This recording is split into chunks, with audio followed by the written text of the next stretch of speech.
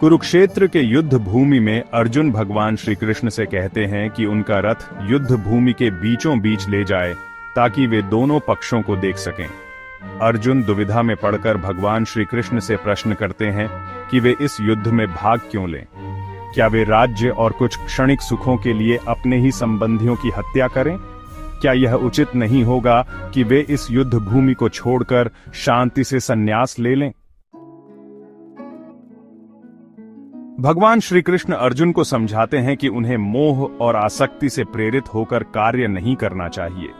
ये रिश्ते मात्र माया हैं। वे अर्जुन को आत्मा के विषय में बताते हैं, जो न कभी जन्म लेती है न कभी मरती है। न इसे काटा जा सकता है, न जलाया जा सकता है, न सुखाया जा सकता है।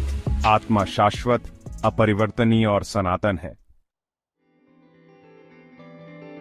श्री कृष्ण कहते हैं कि हर मनुष्य को सर्दी गर्मी सुख दुख का अनुभव होता है, क्योंकि यह अनुभव इंद्रियों और मन के कारण होता है।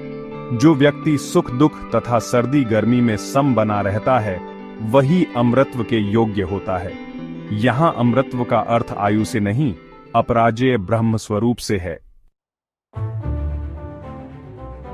यदि अर्जुन इस युद्ध को छोड़ते हैं तो लोग उन्हें एक कायर और अयोग्य योद्धा समझेंगे। भगवान श्री कृष्ण कर्तव्य के महत्व को बताते हैं और कहते हैं कि कर्तव्य का पालन करना अकर्मण्यता से श्रेष्ठ है।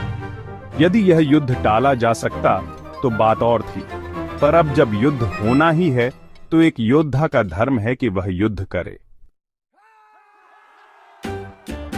श्री कृष्ण अर्जुन से कहते हैं कि वे बिना किसी फल की इच्छा के युद्ध करें, न विजय की कामना, न पराजय का भय, न लाभ की इच्छा और न हानि की चिंता।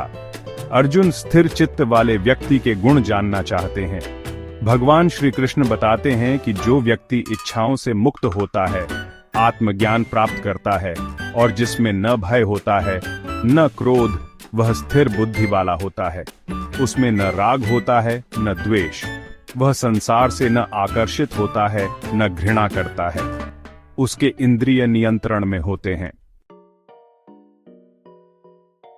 श्री कृष्ण आगे कहते हैं कि जो व्यक्ति अपनी प्रकृति के अनुसार कर्म करता है, वह ब्रह्म से एक हो जाता है। वह आसक्ति और त्याग के साथ कर्म करता है। प्रकृति में 3 गुण होते हैं, सात्विक, राजसिक और तामसिक। सात्विक कर्म निष्काम और शुद्ध होते हैं। राजसिक कर्म इच्छाओं और आसक्ति से प्रेरित होते हैं। तामसिक कर्म अज्ञान और भ्रम में किए जाते हैं। इच्छा इन गुणों को जन्म देती है। भगवान श्री कृष्ण कहते हैं कि समय समय पर जब धर्म की हानि होती है और अधर्म बढ़ता है, तब वे ब्रह्म रूप में अवतरित होते हैं ताकि संसार में शांति, संतुलन और धर्म की स्थापना कर सकें। जो व्यक्ति मोक्ष को प्राप्त कर लेता है, वह सुख दुख, अच्छे बुरे से परे हो जाता है, क्योंकि वह इच्छाओं की आसक्ति से मुक्त होता है। जब कोई व्यक्ति ब्रह्म से एक हो जाता है, तब वह जन्म मरण के चक्र से मुक्त हो जाता है। केवल ज्ञान से मोक्ष प्राप्त नहीं हो सकता। मोक्ष के लिए आत्मनियंत्रण और आत्म साधना आवश्यक है। जो व्यक्ति आत्मा और ज्ञान पर विश्वास नहीं करता, वह आध्यात्मिक पथ पर आगे नहीं बढ़ सकता। अर्जुन श्री कृष्ण से पूछते हैं कि क्या कर्म का मार्ग श्रेष्ठ है या त्याग का मार्ग। श्री कृष्ण उत्तर देते हैं कि दोनों मार्ग मोक्ष की ओर ले जाते हैं, परंतु कर्मयोग सर्वोच्च है। दोनों में कोई विशेष अंतर नहीं है। जो व्यक्ति फल की इच्छा किए बिना कर्म करता है, वह सब कुछ एक समान देखता है और शुद्ध होता है। जिसने अपनी इच्छाओं और मोह का त्याग कर दिया है, वह पुनर्जन्म को प्राप्त नहीं करता। कर्मयोग को सर्वोच्च इसलिए कहा गया है क्योंकि इसमें व्यक्ति अपने कर्तव्यों का पालन करता है, लेकिन फल की इच्छा नहीं रखता। इस मार्ग पर चलने वाला हर कार्य को समर्पण भाव से करता है और उसका मन शांत रहता है। ऐसे व्यक्ति को जीवन में संतुलन और शांति मिलती है और वह धीरे धीरे मोक्ष की ओर अग्रसर होता है। जो व्यक्ति निष्काम भाव से कर्म करता है, वही सच्चा योगी है। ध्यान के द्वारा भी योग किया जा सकता है। शांत चित्त से बैठकर अपनी दृष्टि को नासिका के अग्रभाग पर केंद्रित करके आत्मा की शुद्धि की जा सकती है। उसे अपनी हर क्रिया में संतुलन बनाए रखना चाहिए। इसके लिए निरंतर प्रयास आवश्यक है। भगवान श्री कृष्ण कहते हैं कि जो व्यक्ति अविनाशी ब्रह्म को जान लेता है वह सभी दुखों से मुक्त हो जाता है। हमें आत्म नियंत्रण पर ध्यान केंद्रित करना चाहिए ताकि मोक्ष प्राप्त किया जा सके।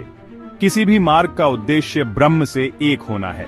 भक्ति का मार्ग भी एक सच्चा मार्ग है जिसमें हम अपनी चेतना को आत्मा पर केंद्रित करते हैं और सारी इच्छाएं भगवान को समर्पित कर देते हैं।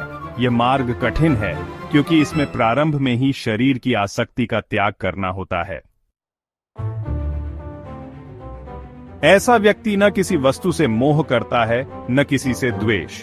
वह अपनी सारी इच्छाएं ईश्वर को समर्पित कर देता है। नरक के 3 द्वार हैं, कामना, क्रोध और लोभ। इनसे मुक्त होकर ही व्यक्ति उच्चतम लक्ष्य प्राप्त करता है। हमें यज्ञ, पूजा, दान और तपस्या जैसे गुणों को अपनाना चाहिए ताकि परम लक्ष्य को प्राप्त कर सकें। अंत में अर्जुन श्री कृष्ण से पूछते हैं, सच्चा त्याग क्या है? भगवान श्री कृष्ण उत्तर देते हैं कि निष्काम कर्म ही सच्चा त्याग है, स्वार्थी कर्मों का परित्याग। यही सात्विक योग कहलाता है। हम न अप्रिय कर्म से घृणा करते हैं और न प्रिय कर्म से आसक्ति रखते हैं। यही सच्चा ज्ञान प्राप्त करने का मार्ग है। जय श्री कृष्ण।